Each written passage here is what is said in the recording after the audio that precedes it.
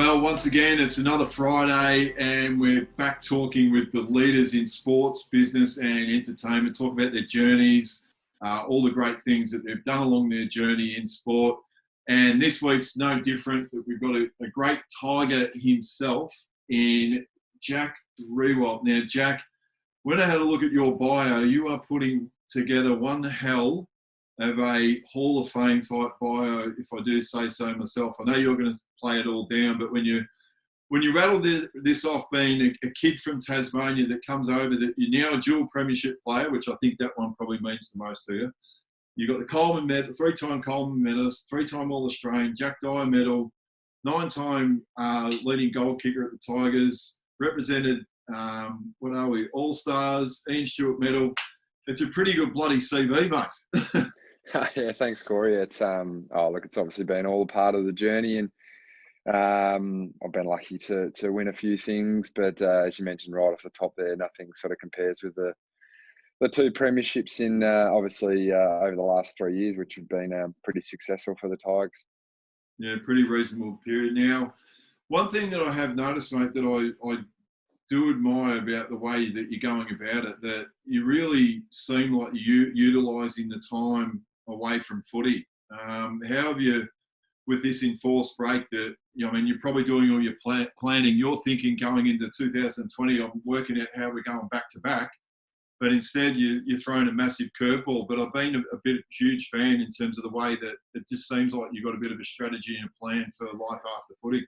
Yeah, no, it's been interesting. I reckon probably the first 2 weeks when obviously the season was put on hold, I probably got like a lot of players sort of lost a lot of momentum and a little bit of motivation, just because obviously you prepare over the whole pre-season for the season proper, and then you get one game in and then everything's put at a standstill. So I've sort of found a pretty good routine over the last sort of 6 weeks. I've been working on a construction site. It's actually I've been having my house renovated, so the builder's taken me on, and been using some of the skills that I've learned over the journey. I've finished a carpentry degree with 11 other young Richmond players, and I've sort of just tried to put a few of those skills to some good use. I've just basically ended up being the site cleaner up for us. So, but it's been good. It's given me a good little routine, and kept my mind busy as well whilst sort of training and by myself, and with a few other people. How does that work, Jack? Do you still charge him for your hours? Like, how does that all work? At the moment, I'm just doing it so it gets done quicker, so I can get back into the house. So no, it's been good. It's been obviously it's a completely different industry than the AFL industry, and it's given me some contact with other people to engage in conversations and basically talk about the day's events and talk about what's going on, and it's a bit of camaraderie as well, which I've really enjoyed. So it's been good, but I'm looking forward to obviously getting back to the club and seeing all my football mates, and hopefully getting this season restarted and getting back out on the park. Yeah, 100%. What would you say the biggest lesson or biggest takeaway that during this enforced break? What's the big takeaway for you that you've been able to come away from this, and hopefully it's not too far away like you mentioned, but what's the big takeaway for you?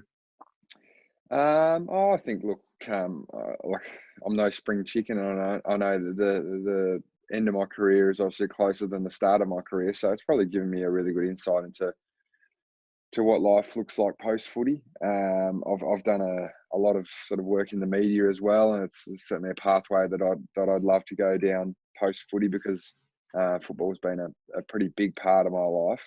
But look, it's given me really a bit of insight into what it's going to be like when I do finish up playing, and I'm pretty grateful that I've been lucky to have a little bit of a taste, because it can be a pretty sort of harsh reality for a lot of guys that their careers end abruptly, or they just end when they want it to end. That it's a bit of a different world to what we're used to inside AFL land. So it's certainly given me a greater insight into what that's going to be like. And is it also giving you a new appreciation of what Carly goes through at home? Having you've got the young one, you've got your daughter's name's Poppy, isn't it? Yeah, that's right. No, it Yeah. has. I've been really lucky that I think like football's sort of a fairly consuming job that you do miss out on little milestones like that, and I've been able to see a lot of things that I wouldn't have seen with Poppy's growth that I might have missed out on due to being at training or being away for games or playing footy. So there's always a silver lining to every sort of situation, and yeah, it's a power of work to bring up a child, and a lot of people obviously go through it. But yeah, it's yeah, credit to everyone that goes through it. And look, just going backwards, when you first came across from Tassie, how big of an eye opener was it coming across from the Apple Isle? You come across the big smoke of Melbourne, and all of a sudden you're at Punt Road. You're at one of the biggest teams of the competition. What was that like? And then, do you have a lot of empathy nowadays for the guys that come into the system at the Tigers and try and put your arms around them, because you know how daunting that really is? Yeah, look, it was. I'm pretty fortunate that obviously I've got a pretty famous cousin who's played who's one of the greats of the game, and I actually did work experience in grade 10 at the St Kilda Footy Club, which I mean, a lot of kids don't get that opportunity, and I was really lucky to experience sort of a week of what it was like to live in the shoes of an AFL footballer. So that really inspired me to want to become one even more so. I didn't start playing footy until a bit later in my life. I was sort of 14 or 15 years of age, and yeah, when I came over to Richmond, they really were a bit of a sleeping giant. I once again was pretty fortunate that, being Tasmanian, had a couple of great Tasmanians at Richmond already. So obviously Richo, who's arguably Richmond's greatest player, and another person who was really big in my development early on, who you would know, is Jack Riewoldt. So Yeah. I played a bit of VFL football with Tasmania in my final year in Tassie, and they had an alignment to North Melbourne, or a partial alignment. So they, yeah, it was good to I mean, reconnect with him after spending 6 months with him playing, and then he actually became an assistant coach at Richmond. So he sort of helped make my induction pretty smooth into the football club, and gave me a great leg up there too. So I've always had really strong mentors, and mentors that have played a pretty similar position to what I play, and I've got no doubt that I wouldn't have achieved what I have achieved without the guidance of certainly those three people. So, did I hear you say you could have actually ended up as a kangaroo? No, I couldn't have ended up as a kangaroo. Well, I could have. They had a pick before Richmond in my draft in 2006, but and I played a footy with Josh Gibson when he was at the Kangaroos. Yeah. Troy Makepeace, who would have been an old teammate of yours, who I actually saw at the Bathurst 1000 last year, and had a beer and a bit of a chat with him, and that was probably, I mean, when you're 17 years of age and playing VFL footy with AFL listed players, like it's pretty influential in your development. And I really looked up to these guys. I can remember Josh Gibson. He used to go around and just like he would drink some astronomical amount of Gatorades before a game. It might have been 12 or something like that. I'd love to know that, Jack, right? Because I know that through my experience that I wasn't as bad as what Gibbo was in terms of the amount of Gatorades that he drank. But trust me, the amount of fillings that I've had to have, yeah. I would love. It's a wonder that he must have the best set of veneers of all time, because I think the amount of fillings that I had to have post footy by just having that, it was always having that Gatorade. You think you were doing the right thing, but in the end, the amount of sugar that was actually going through your mouth. Yeah, so that was the thing. So he used to drink 12 to 14 Gatorade. So then I automatically picked it up because I was like a sponge. I thought, oh, well, that's the way to go about it. So, I mean, it was really great for me, and a lot of other young Tasmanians that went through that time as well. And we had a pretty successful draft in my year with about 5 or 6 guys being picked up, and yeah, I'll put that down to the fact that we were able to experience a little bit of what AFL culture was before we were drafted. And you mentioned Richo. Like, how did it nearly feel like at that time? Because was it Terry Wallace at that time? He sort of came up with the great idea. Oh, we're going to play this young bloke out of the goal square, but hey, Richo, we're going to go put you up on the up on the wing. So, how did Richo? As we all know, the most underrated part with Richo was a running freak. Like, as much as he was a contested mark beast, it nearly suited him. But how did it feel for you that all of a sudden you're pushing the guy that ended up kicking 800 goals out? You're saying, "Hey, listen, old fella, you go run up the field." Oh, look, I think there's a little bit of mayo put on that story, but I mean, I was fortunate that Terry and the coaching staff saw something in me, and were able to manoeuvre a few things around. But Richo was a phenomenal athlete, as you said. He just could play anywhere, and I mean, he nearly won the Brownlow in that first year that he moved up to the wing. And my best memory of that is just watching him play at Perth one day. We were playing at Subiaco, and he marked everything. He would have had 15 or 16 marks. And one time you see him in the back line, and then he'd be standing next to me in the forward line, just was his amazing work rate. And I think later on in his career, he really enjoyed the fact that he had a bit of freedom to sort of do as he pleased. And he was a really, really good weapon and asset for us on the wing with that running capabilities. And I suppose my cousin Nick nearly took the mantle from Richo in terms of moving away from that sort of key centre half forward position and full forward position to go up and explore football in a different light on the wing. And yeah, I think if you've got that aerobic ability, and certainly the height is the one thing that those two guys have got, that why wouldn't you use it to your advantage? Now, I don't know what's down in the water down in Tassie, but why the two power forwards from Richmond, they could get pretty emotional, the number 8 and number 12, couldn't they? Yeah, no, they can. That was in days gone by, though, Jack. Not anymore. I think I'm still a really emotional person, but it's about I suppose how I portray that and what I really value. And it's been a learning curve, and I've obviously been in the system now for 14 years, so I've grown up through those 14 years, and the way I've played, and I've learned a lot about myself, learned a lot about myself off field as well, and had some big things happen in my life that have changed me. And I reckon the club sort of molded me into the person I am today. And I'm really grateful for the time and effort that a lot of people have put into me personally.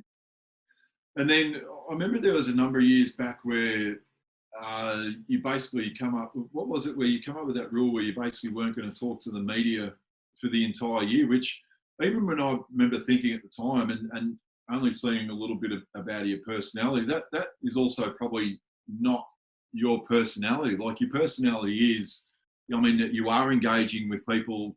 I mean, so yeah, take us through that decision and that mindset about, yeah, well, I'm actually going to get rid of the media for this year. Yeah, look, I probably was pretty naive with how I thought about the ramifications of that, really. And I mean, as I mentioned earlier, I'm really keen to go down that media pathway, and I think the becoming a part of the AFL 360 family has really helped me with that, and it's given me a greater insight into that other side of football. But I suppose for me, I was maybe a little bit hot-headed with how it all went down, and sort of thought that might have been the best action. Clearly at the time, and in hindsight, it wasn't that combative action that was required. But it sort of all stemmed around the fact that I was actually left out of the leadership group at the start of that year, and it really sort of cut me deep. And I think I was more annoyed that there was a lot being made about the fact that I wasn't in the leadership group, rather than that other players had been promoted into it. And and I went down a path like that. If I had my time again, obviously I would do it a lot differently. But I think I think that hiatus from obviously being a part of the official leadership team at the club has given me great time to grow and learn about myself, and actually learn about what true leadership really is. Well, he won't mind me saying it. I did speak to a guy that you might know. He wore number 18 at North Melbourne. His initials are Wayne Carey. When I spoke to him about you, he said one of the things that like where he rates you so highly now is how selfless you become in your game. So was that, that growth and hearing someone, like getting an accolade like that from someone who's arguably the greatest player of the game, it must be, it must be very rewarding to hear that type of feedback. Yeah, it's great. I mean, I'm really humbled when people talk about me as a team player, and it's funny because a lot of players sit down at the start of years and speak about goal setting and what they want the year to look like for them, and I've had some really great conversations over the last 2 to 3 years with Andrew McKernan, who's been an assistant coach at Richmond now for a while, and become a really great friend. And my conversations have sort of been around legacy and what I want how I want the club to be when I actually do finish up and leave.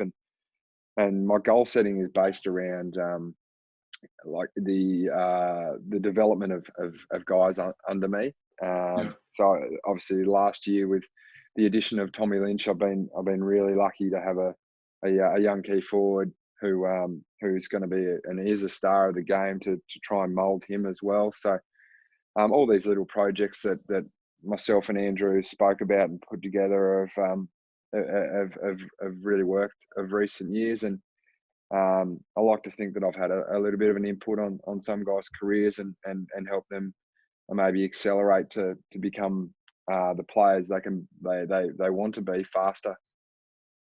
And you know what, it actually did seem like that, because you really did. It seemed like from the outside, it seemed like you utilised that time when it was last year when Tommy Lynch first come to the club. You probably had a few rounds early where everyone was trying to work out how you were going to work together. But when you got injured, it seemed like when you were out, you can tell that work that you'd done with Andrew McKernan, that when you came back, it really seemed like hand in glove, that you'd really utilised that time off the field to work out how it was really going to thrive.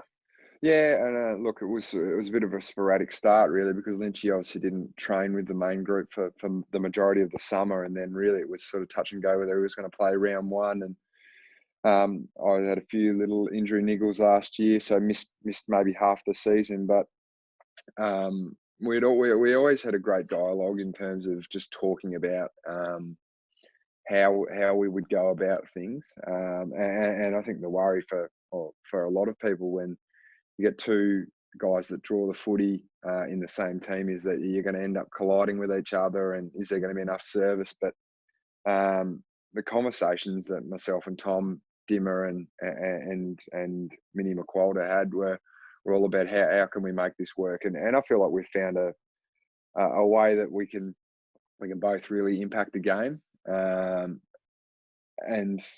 it's we really still only have played a handful of games together, and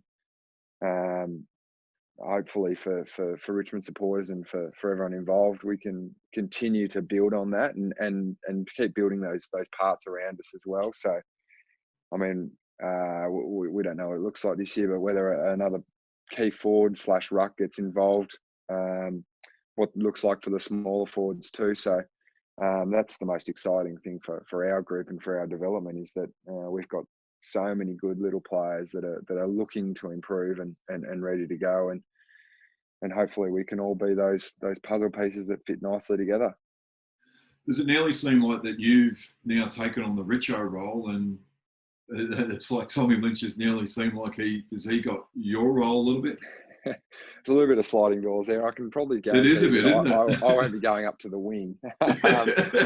So, look, I think first and foremost, last year, the fact that Lynchy played a whole year was a great success. And when I came back, I was really mindful of the fact that I wanted to work around him. I didn't want him to have to work around me. I feel like I've got some really good strengths as a player at ground level, and that I can add a lot to the defensive side of the game as well. So they were my true focuses for games, and then anything on the other end was a bonus. Tom had such a great year last year that if I could add to that and help the team and help make him a better player, that would be in any way really would be a great addition. Word of advice, mate, I would be keeping that other tall out there, because if that other tall comes in and they start to say, hey, listen, Jack, we've got an idea, you need to go up onto the wing, I think the way I look at it, Corey, is that Lynchy can take the best defender now, and we've got a pretty handy player at number 4 who plays a little bit forward as well, that can take the second best, and then true. I'm happy to roll around on the third best defender and try and kick a few goals. This episode is brought to you by National Make Good Solutions, experts in taking your commercial property back to the day it was built at the end of your lease. Now, speaking of mindfulness, I know, was it after when you were beaten by, of all the teams, the Kangaroos? I think it was in the 2015 final at the MCG. There was 91,000 there, and I think there was 500 Kangaroo supporters and about 90,000 Richmond. But the impact of the mindfulness coach in Emma Murray, I think it was Dylan Grimes that first started using her, and then you mentioned before even Dusty. Tell us about the impact for everyone out there that she's had on the footy club. Yeah, she's had an extremely large impact, and I think Dylan Grimes is probably the person that should be credited more than anyone for the fact of getting her along to the group. And look, 2016, she actually did a little bit of work with some guys here and there, but 2017 was probably the year that she really ramped things up and opened the eyes of a lot of players, and especially influential people around the club to how big a tool and how much of a strength mindfulness can be. And I suppose you've got to look at the way we've performed in big games. Probably the 2 best games we've nearly played over the last 3-year period have been the 2 grand finals, and we've been prepared really well for that from a mental aspect. So it's just become naturally a part of all our training. We focus on our footy skills, we focus on our fitness, we focus on our strength, and then we focus on our mind. So, but some key buy-in from certainly influential people like Dustin has opened the eyes to probably a lot of young guys that may have seen the mental side of the game as just gritting it and bearing it and thinking that there's one way to go about things rather than thinking from a different aspect to opening their eyes for that. So Dustin's been crucial in that aspect too. Do you think it's like, as you mentioned, you're closer towards the end than the start, and it's probably like now you naturally are going to have gratitude for everything you've been able to do and everything like that, but trying to tell a 21 or 22-year-old Jack Riewoldt, or even myself, about having gratitude, but having someone like Emma to teach that from players from such a young age, I think it's such a valuable tool. Like, be grateful, even the staff around the footy club, the trainers, and all these other people that make up the game. Is that something that you probably see, because she's doing a lot of work that it has a huge impact on young players? Yeah, look, I think the gratitude piece is probably a little bit more from the players rather than Emma. That's guys like Dave Asprey, Dylan Grimes, really pushing the fact that and sorry, Trent as well, really pushing the fact that this is a really important part of the fabric of our football club.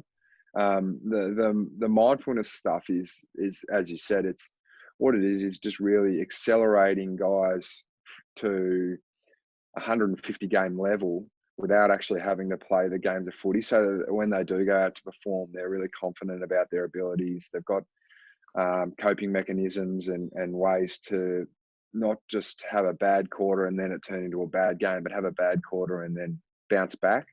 So their ability to input those traits and those coping mechanisms is probably where we've seen the most from her skill set, and naturally, I mean that's like we're the fact that we've been winning.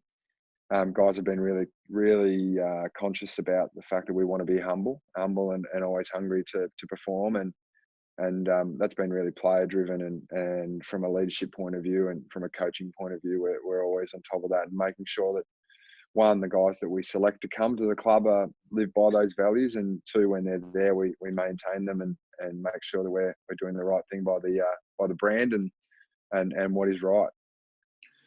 And if you're ever the number one person that probably springs to mind, and you talk about putting experience into a player and fast tracking that, is Marlon Pickett is the first one that springs to mind. You're talking about putting game experience into someone that hasn't played games. Was that, like, I even can nearly talk about it now. I wasn't even on the field like you blokes where you're playing your grand final, but was that nearly as good as winning the grand final itself, to have someone have a journey? And we all go through these journeys, like we're talking about your journey today. Everyone's got their journey in footy, but to see a journey unfold like that, and then ultimately on grand final day, he comes in, and for a long time he could have nearly won the Norm Smith medal. Yeah, it was. I think it's one of the probably in recent times, probably one of the best achievements of the football club, because it actually encapsulates all aspects of AFL life. Like, it's the fact that he is now the poster boy for the second chance, and that's obviously second chance for people that have offended from a criminal justice point of view, but also a guy that constantly was overlooked for drafts, which a lot of players are, unfortunately, but just kept at it and got his chance. And then the ability for the coaching staff and for the fitness staff, because Marlon came in with a broken hand, and there was a lot of talk on whether he was actually going to play at all for Richmond last year, and whether we were just going to put him on ice and then hopefully see the best of him in season 2020. But the diligence of the group, of the off-field group, in terms of our physios, doctors and fitness staff, to get him in a position to play was second to none. So the fact that every sort of person that had a little bit of input into getting Marlon to the club, getting him ready, getting him fit, and then ultimately getting him out there on grand final day, I think everyone saw it as arguably one of the greatest success stories of the football club. And it was an extremely risky decision to pick him to play, but a bold and strong one as well, that had the full backing of the players, the coaches, and the people at the football club that swing the power. So all I can remember really of the selection was how excited I was and how proud I was of Marlon and the journey that he was about to go on take over the next sort of 48 hours. So it was, I think it had a really, really positive impact on the group leading into the grand final. And then just take us through, because even, as a player, we're all excited about, playing at the MCG grand final day. But just that excitement and that buzz, it became as big a story as playing in the grand final itself. Like, it was just an unbelievable story to watch it unfold. Like, so when he kicked that goal, where were you when he kicked the goal? So when Dustin passed it to Marlon, I was standing on the goal line, sort of setting up to try and get the ball off Dustin. But you were trying. You were starting to think Norm Smith medal, I reckon. No, I wasn't at that stage. But no, I can remember him kicking it to Marlon, and then I was just sort of standing right in the middle of the goals, behind the goal umpire when he kicked that goal, and ended up just charging at him like every other player, with crazed looks on our faces of just probably pure euphoria. Really, it was there's moments through big games that you remember, and like in terms of memories, that's right up there for mine as one of the greatest memories of my football career, let alone that grand final. So it's something I'll always look back fondly, and when I see it on footage, I still get the shivers and a bit of a smile.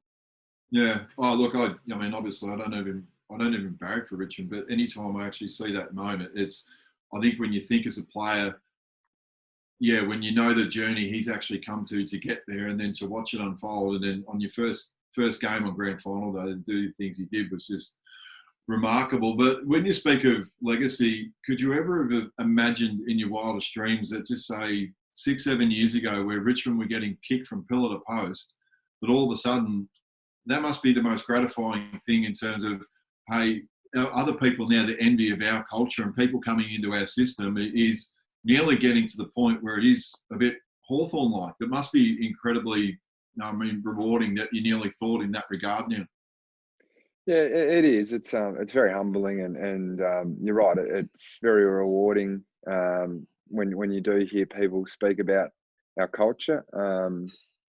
And I think, look, like my career obviously was in the first sort of maybe 8 years of it was relatively unsuccessful. Didn't play a lot of finals. Didn't play any finals really until 2012, and then played in 3 losing finals, and probably got to a point in my career where I thought I'd never really have a successful career or have success in finals or have that team success. But then, yeah, I suppose there's a group of older guys that sort of had a bit of a mindset shift in terms of wanting to have some input that maybe the club could have success when we were gone, but at least we had some sort of input into getting it into a position to have success. And then, yeah, 2017 happened, and it really just happened in a whirlwind. We won a lot of games early, and developed a brand of footy that suited us. We were different, and I think we attached ourselves to the fact that we played a bit differently, especially in the forward line. We didn't have many. I only had myself as a key forward, and had a sort of 188 centimetre backup ruckman, and just did things differently, but managed to unlock the puzzle for us, and we really identified with that too, that we were a bit different, and we liked playing that way. So yeah, I'm grateful that my career's been, I've seen the lows, but and experienced the highs. It's made me really enjoy the last four years, or probably 3 years, to be honest, of success. And that fun aspect with you, like, seemed like it really comes to the fore. Like, do you have to there is that fine line between, hey, we're having a bit of a laugh, and hey, we've got to get to work. Like, how do you monitor? Because it is envious from the outside when you see guys enjoying their footy, but you do see at different times you could be just about to run out and someone cracks a gag before you run out. Yeah, it is a bit of a fine line, Corey, but ultimately the mindset and the motto behind that is that when you're enjoying yourself doing something, you're going to perform better, and it relaxes the group. Now we are very cautious that we don't get too relaxed, but or too jovial, because we still know there's a job to do. But yeah, it's certainly one thing that we're really proud of, is the fact that we can perform and have fun. It's not all about being serious and looking serious. It's actually going out there to enjoy the game that we all love to play, and I mean, it's a great workplace to be involved in when you're enjoying working. Yeah. Now, Jack, we do actually share something a little bit in common. When we won the grand final in '96, I remember we went back to Arden Street. I sang with a Beatles cover band, and sang. I think there was about 10,000 there, but I think, brother, you've got me covered. I think you've just managed to. How amazing was it to get that tap on the shoulder and say, "Listen, you've just got your premiership medal, so you've achieved your lifelong ambition." And then you go, hey, the Killers wouldn't mind if you got up and sang one of the most iconic songs of all time in Mr. Brightside. Yeah, it was pretty awesome. I've experienced the MCG at full capacity, and experienced the Anzac Day Eve game where the lights are out, but to stand up on stage in front of, I don't even know how many people were there, to be honest, but it was it was pretty awesome. I can understand why people that are rock stars do what they do, because it is a pretty good feeling to have screaming people at you and trying to belt out a tune. I think my mic might have been turned off, but yeah, it was an experience that I won't forget, and one that got a lot of coverage as well. I think I might have sent something to you afterwards. I said, well, you know what? The only way you can top this that you've sang with the Killers after you've won the Premiership. I think I said to you that when you win the next one, because I know I love your golf, I think I said to you, well, hang on, if you want to go to the next level, you've got to play Augusta National. That was the next. So you've got to find someone when you get on Augusta National that fits every bit as high. Yeah, I've played Cypress Point, so I'm sort of nearly there. But yeah, that's the dream one day, to get out there and have a swing on, obviously, on Augusta. Now, just on that, with your golf, for all those golf fans out there, what's your handicap at the moment? And I know you're also a Callaway ambassador, aren't you?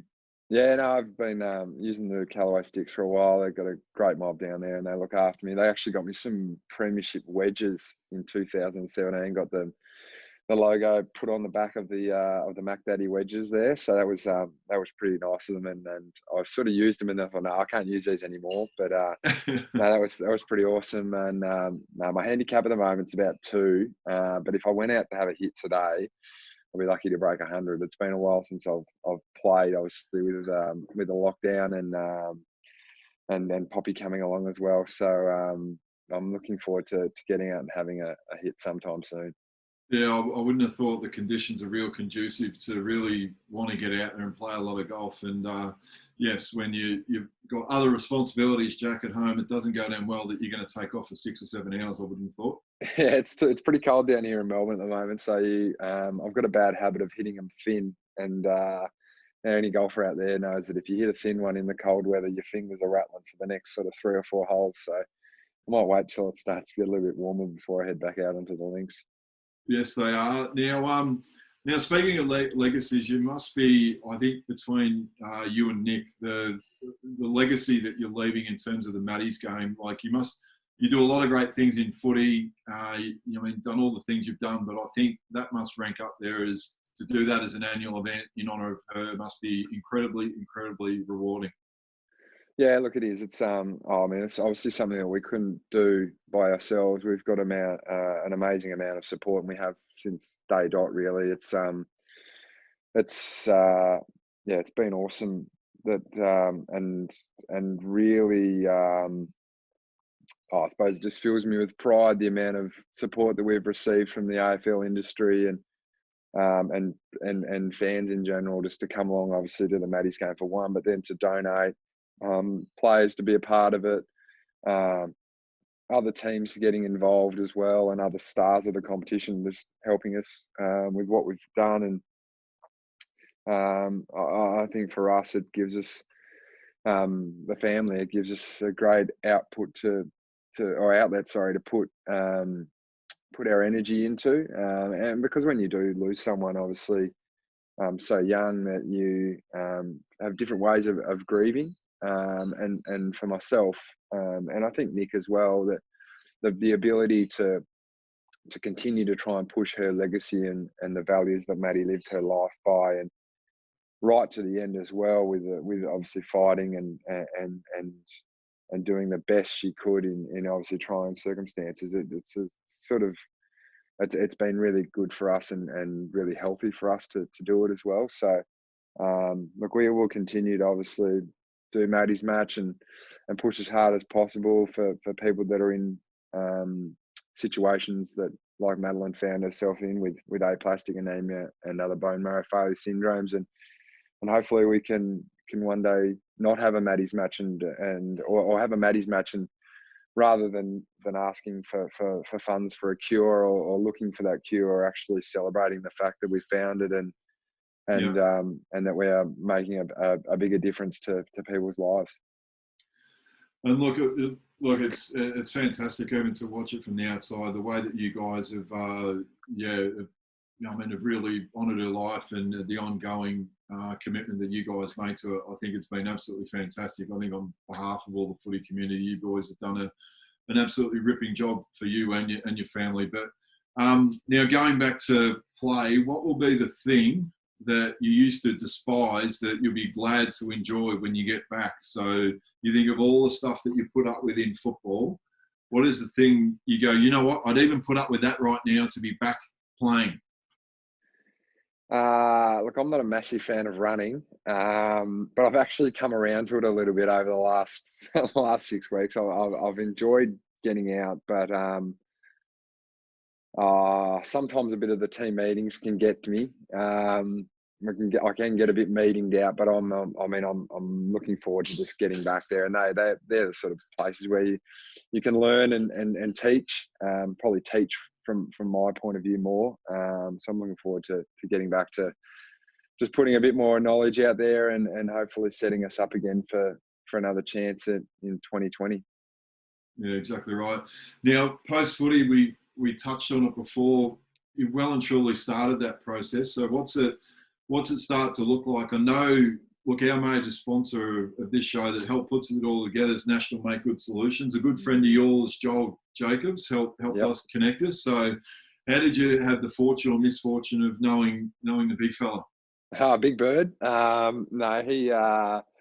We both had a love for golf and footy, and just managed to connect really well. And he's a great guy, and he's just entered fatherhood as well, with 2 little beautiful girls. So I think I've been a little bit of a sounding board for him for that. But no, he's a guy that really nice guy that just loves footy, and as you would know, is a champion fella.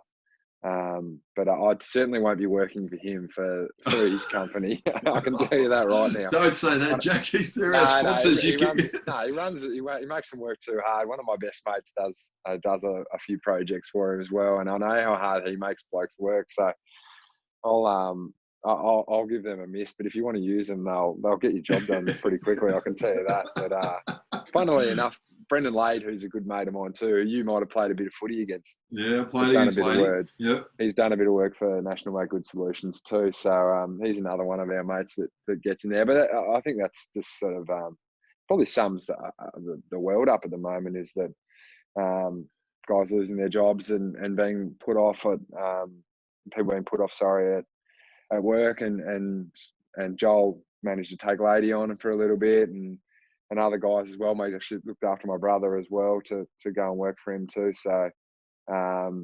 we've had a great relationship for a long time, and played a lot of golf together. Probably too much, but we've played a lot of golf together as well. Yeah, I know. Well, that might be another thing on the gratitude basket, that between both of you having young children, I think you'll enjoy the games of golf even more so moving forward, because they'll be few and far between. Definitely. I don't know how Joel's gonna handle, but I have seen a few videos from him from his backyard. I think he's got a little chipping setup that he's managed to figure out too. So if he doesn't have the babies in hand, he's got the golf stick in hand. Well, look, it's been an absolute pleasure, mate. I know, watching from the outside, to see, as I said, assembling a real Hall of Fame career, though it's no guarantee with the Hall of Fame who goes in there. But I'd like to think with what you're doing, it's been absolutely fantastic to watch go about your work. Even more importantly, for someone that's been retired for a number of years, I think the work that you can see you're putting into your post-career stuff, I think, look, if you play for, who knows how much longer you play for, but to have that well-roundedness where you're putting the tool belt on, but you'll do some media, I think you're going to be well and truly set up. And look, on behalf of everyone out there, big thank you. National Make Good Solutions did help put this together, so big thanks to Joel when you see him next time. And for everyone out there, if you want to check this out, go to the YouTube channel. Oh, and by the way, Jack, we are going to donate a Richmond jumper for someone out there who subscribes. We're going to give it to their nominated charity or sports team. So awesome, that is awesome. On behalf of Joel and Stewie Ward at National Make Good Solutions. We get a number 8 Richmond jersey. And look, out there at the moment, if someone can hopefully raise some money out of that, it'd be fantastic at the moment. So big thanks to the boys, and more importantly, thanks to the great Jack Riewoldt. Thanks for having me, Corey. I really appreciate it, mate. And hopefully this is all over and done soon, and we can all get back to the footy and go out there and have a hit of golf as well. And a beer. All right. That'd be No it. worries. See you, mate.